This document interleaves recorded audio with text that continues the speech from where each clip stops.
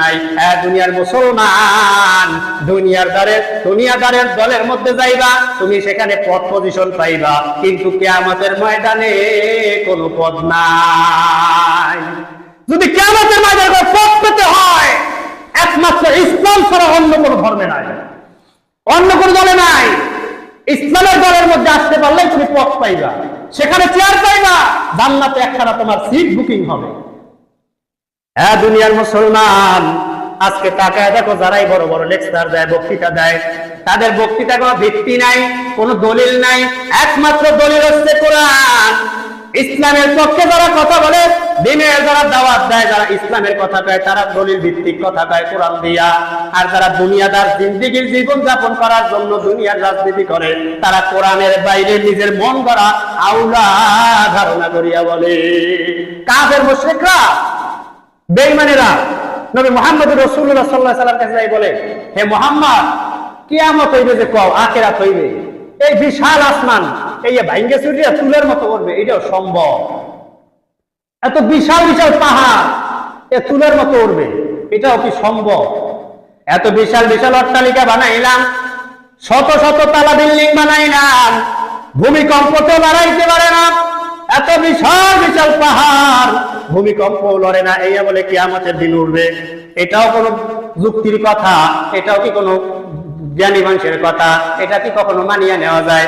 আল্লাহর হাবিব সাল্লাল্লাহু আলাইহি সাল্লামকে আল্লাহ তাআলা প্রশ্নের জবাব জানায় দিলেন। হে দুনিয়ার মানুষ, আল্লাহ তাআলা বলেন, কুল্লাকুম মিআদু ইয়াউমিল লা তাস্তাখিরুনা আনহু সাআতু ওয়ালা তাস্তাকদিমুন। হে নবী, আপনি কাফের মুশরিকদেরকে জানায় দেন, যারা কিয়ামতকে অস্বীকার করে, আখিরাতকে অস্বীকার করে, যারা মনে করে কিয়ামত কিছু নাই, আখিরাতে কোনো হিসাব কিতাব নাই, দুনিয়াতে যা পাও সব লইয়া লও, আখিরাতের চিন্তা বাদ দাও, তাদেরকে আপনি জানায় দেন, নিশ্চয়ই কিয়ামত একদিন হবে, সেটা নির্ধারিত সময় আসবে, তোমরা ইচ্ছা করলে আগেও আনতে পারবা না, পিছনেও পিছাইতে পারবা না। নির্দিষ্ট সময় আসবে, কখন আসবে আল্লাহ ভালো জানেন, ঠিক কিনা? সুতরাং সেই কিয়ামত আসার আগে, সেই অবস্থা আসার আগে নিজের আখিরাতটা নিজে গুছায় নাও, সেই কিয়ামতের ফসল এখান থেকে সংগ্রহ করে নাও, আখিরাতের সামান জোগাড় করে নাও। আল্লাহ পাক রব্বুল আলামিন বলেন, ইন আজালাল্লাহি ইযা জাআ লা ইউআখিরু লাউ কুনতুম তা'লামুন। সূরা নূহ 4 নম্বর আয়াতের মধ্যে আল্লাহ তাআলা বলেন, নিশ্চয়ই আল্লাহ তাআলা কর্তৃক নির্ধারিত সময় কিয়ামত কায়েম হবে। তোমরা কি জানো না? আল্লাহ তাআলা যখন নির্ধারণ করছেন তখনই হবে।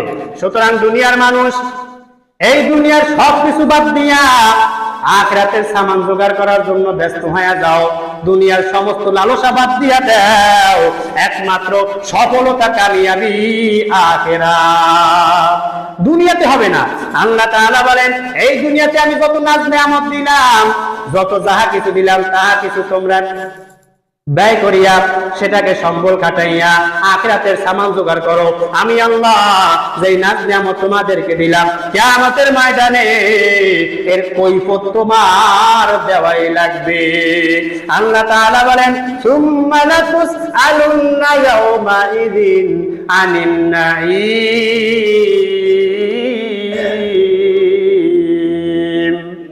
কিয়ামতের ময়দানে তোমাদের প্রত্যেকটা নিয়ামত সম্পর্কে জিজ্ঞাসা করা হবে। হাসতাম সানারে ভাই, আজকে আল্লাহ তাআলা লম্বা একটা হায়াত দিয়েছেন, 60, 70, 80, 90, 100 বছর জীবিত থাকলাম, আল্লাহ তাআলার ইবাদত বন্দি কতটুকু করলাম, আল্লাহ তাআলা কত নাজ নিয়ামত খাওয়াইলো, এই নাজ নিয়ামত খাইয়া আল্লাহ কি ইবাদত বন্দি করলাম। কিয়ামতের ময়দানে প্রত্যেকটার কৈফিয়ত আল্লাহর কাছে দিতে হবে। আল্লাহ তাআলা জানায় দেন, ইন্নাস সামা ওয়াল বাসারা ওয়াল ফুআদ কুল্লু উলাইকা কানা আনহু মাসউলা। আল্লাহ তাআলা বলেন, হে দুনিয়ার মানুষ, তোমার কান, চোখ, না এবং অন্তর সম্পর্কে কিয়ামতের ময়দানে কৈফিয়ত দেওয়া লাগবে। আল্লাহ তাআলা ডাক দিয়া বলবেন, বান্দা, তোমাকে একটা কান দিছিলাম। অনেক মানুষ আমার এই দুনিয়াতে জীবিত আছে, অনেক মানুষ বসবাস করছে, তাদের দেখতে শুনতে কোনো দিক দিয়ে কম নাই, কিন্তু কানে শোনে নাই। আছে না? আছে না? মাইক লাগাইলেও শুনবে না। আছে না নাই?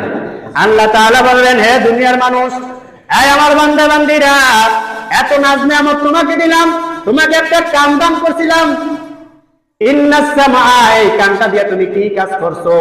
এই কানটা তুমি কোন কাজে লাগাইছো? এই কান তোমাকে দান করছিলাম, এই কান দিয়া কি তুমি আমি আল্লাহর কোরআন তেলাওয়াত শুনছো, আমি আল্লাহর বাণী গুনাহ শুনছো, রাসূলের হাদিস শুনছো, আলেমন আমাদের বয়ান শুনছো, ওয়াজ মাহফিলে গিয়ে কোরআন হাদিসের আলোচনা শুনছো, নাকি কানের মধ্যে হেডফোন লাগাইয়া ডিজে গান শুনছো, গালাগালি শুনছো, বিভিন্ন কায়দায় আল্লাহর বিরুদ্ধে কথা শুনছো, না কি করছো? কৈফিয়ত দাও। এই কানটা দিয়ে তুমি কি করছো? এই কানটা কোন কাজে লাগাইলা? এই কান দিয়ে তুমি আজানের ধ্বনি শুনে কি আজানের ধ্বনির সব দিছো? দৌড়ে কি তুমি মসজিদে গিয়ে হাজির হইছো, নাকি নেতায় ডাক দিছে রসগোল্লা লইয়া তারপর সেই দিকে কান দিয়ে শুনে দৌড়াইছো? দুনিয়ার মুসলমান, এই কানের প্রত্যেকটা শব্দের হিসাব কিয়ামতে দেওয়া লাগবে। আশতামশা না, ছেলে খেলা না। আল্লাহ তাআলা বলেন, ওয়াল আবসার, তোমাকে দুইটা চক্ষু দান করছি আমি আল্লাহ। হাজারো মানুষ এই দুনিয়াতে আছে যারা চোখ আছে দেখে না, আছে না নাই? আছে না? দেখতে দেখা মানুষটা ভালো, কিন্তু আসলে চোখে দৃষ্টি নাই, আছে না অনেক মানুষ? আল্লাহ তাআলা বলেন, তোমাকে দুইটা চক্ষু দান করছি, চোখের দৃষ্টি দান করছি, এই নিয়ামতের কি কদর করলা? এই চোখটাকে খাটাইয়া, এই চোখটাকে দিয়া কি তুমি আমার কোরআন দেখিয়া পড়লা? এই চোখ দেখিয়া কি নবীর হাদিস পড়ছো? এই চোখ দেখিয়া কি তুমি রাস্তা দেখিয়া আজান হয়ে মসজিদে গিয়ে নামাজ পড়ছো, নাকি বন্ধুর হাত দিয়ে ধরিয়া তারপর বাগানে গিয়ে গাঁজা টানছো? তো এই চোখ কোন কামে লাগাইছো? এই চোখটা দিয়ে দেখিয়ে দেখে কি তুমি কোরআন হাদিসের বয়ান শোনার জন্য মজ মাহফিলে গিয়ে হাজির হইছো, নাকি নেতার স্লোগান দেওয়ার জন্য রাস্তার মধ্যে তার কল্লা পাইছো? এই চোখটা দিয়া তুমি কোন কাজে খাটাইলা? এই চোখ দিয়া কি তুমি আমি আল্লাহর কুদরত দেখিয়া সুবহানাল্লাহ বলছো, নাকি বিভিন্ন কায়দায় উলঙ্গ ড্যান্স দেখিয়া যৌবনের প্র্যাকটিস করছো? এই চোখটা দিয়া বেগানা নারীর সঙ্গে তাকাইয়া মজা মারছো? কোন কাজে চোখটা খাটাইলা? কৈফিয়ত দিয়া সামনে আগাও। আল্লাহ তাআলা বলেন, ওয়াল কুরআন, তোমাকে আমি অন্তর দিছি, তোমাকে আমি আল্লাহ অন্তর দিলাম। এই অন্তরটা দিয়া তুমি অন্তরের মধ্যে কি স্বপ্ন লালন করছো? ইসলাম বাস্তবায়ন করার জন্য কি তুমি স্বপ্ন লালন করছো? রাসূলকে মহব্বত করছো? এই অন্তরের মধ্যে কি নবীর মহব্বত তোমার ছিল? আমি আল্লাহর মহব্বত ছিল? আলেম ওলামার প্রতি কি তোমার অন্তরে মহব্বত ছিল? এই অন্তরের মধ্যে কি তুমি কোরআনটাকে ঢুকাইছো, হাদিস ঢুকাইছো, নাকি নেতা-নেত্রীর স্লোগান ঢুকাইলা? এই অন্তর মধ্যে তুমি অন্তর দিয়া কি চিন্তা ভাবনা করিয়া ইসলাম প্রতিষ্ঠার জন্য সামনে আগাইছো, নাকি ইসলামকে দমায় দেওয়ার জন্য, কুফরি প্রতিষ্ঠার জন্য সামনে আগাইছো? কৈফিয়ত দাও, কৈফিয়ত দাও। কোন কাজে অন্তর লাগাইলা? অন্তরের মধ্যে কি জল্পনা কল্পনা?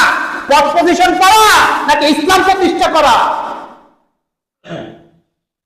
আল্লাহর কাছে সব জবাব দেওয়া লাগবে। আল্লাহ তাআলা বলেন, কুল্লু উলাইকা কানা আনহু মাসউলা, কিয়ামতের ময়দানে সমস্ত নাজ নিয়ামতের হিসাব তোমাকে দিতে হবে। হে দুনিয়ার মুসলমান, আল্লাহর হাবিব পয়গম্বর আরবি নবী মুহাম্মদুর রাসূলুল্লাহ সাল্লাল্লাহু আলাইহি সাল্লাম বলেন, কিয়ামতের ময়দানে অধিকাংশ মানুষ দুই জায়গায় ঠক খাবে। কয় জায়গা? কিয়ামতের ময়দানে দুইটা নিয়ামতের বেলায় মানুষ ঠক খাবে। এক নাম্বার, বান্দার সুস্থতা জীবন। সুস্থ জীবন আল্লাহ তাআলা দান করছেন, এই সুস্থ জীবন থাকিয়া কোন কামে খাটাইছে? তোমাকে একটা দৈহিক সুস্থতা দান করছে। আল্লাহর হাবিব নবী মুহাম্মদুর রাসূলুল্লাহ সাল্লাল্লাহু আলাইহি সাল্লাম বলেন, কিয়ামতের ময়দানে আল্লাহ তাআলা বান্দাকে জিজ্ঞেস করবেন, হে বান্দা, তোমাকে সুস্থ একটা শরীর দান করছিলাম, স্বাস্থ্য দান করছিলাম, এই শরীরটা সুস্থ থাকিয়া এই সুস্থ শরীর নিয়ে তুমি কি কাজ করছো? আমি আল্লাহর ইবাদত বন্দেগী করে কাটাইছো? ইসলাম প্রতিষ্ঠার জন্য কি চেষ্টা করিয়া বেড়াইছো, নাকি তুমি গুনার কাজ করিয়া বেড়াইছো? ইসলামকে উৎখাত করার জন্য মাঠে নামছো? নাজুস নাজুস শরীর, শক্তি বোঝাই শরীর, এই শরীরটা কোন কাজে খাটাইছো? হিসাব দে, তারপর সামনে যা। হে দুনিয়ার মুসলমান, আল্লাহর হাবিব বলেন, তারপর জিজ্ঞাসা করবে, তোমাকে একটা অবসর সময় দিছিলাম, তুমি কোনো ব্যস্ততা ছিল না, সুন্দর মতো অবসর সময় কাটাইছো, এই অবসর সময়টা কি আমি আল্লাহর ইবাদত করে কাটাইছো, নাকি বন্ধু বান্ধব নিয়ে তাস খেললে বেড়াইছো, নাকি বিভিন্ন কায়দায় জুয়া খেলিয়ে অবসর সময় কাটাইছো, গাঁজা খাইয়ে অবসর সময় কাটাইছো, লুড্ডু খেললে অবসর সময় কাটাইছো, ক্যারাম বোর্ড খেললে অবসর সময় কাটাইছো, খেলাধুলা করিয়া কি অবসর সময় কাটাইছো? অবসর সময় তুমি কি আমার ইবাদত করছো নাকি বেঈমানের সঙ্গে তাল মিলাইছো? হিসাব দাও, সামনে আগাও। প্রত্যেকটা নিয়ামতের হিসাব আল্লাহর কাছে দেওয়া লাগবে। আল্লাহর হাবিব পয়গম্বর আরবি নবী মুহাম্মদুর রাসূলুল্লাহ সাল্লাল্লাহু আলাইহি সাল্লাম বলেন, হে দুনিয়ার মানুষ, একদিন আমি ক্ষুধার্ত অবস্থায় ঘর থেকে বের হইলাম।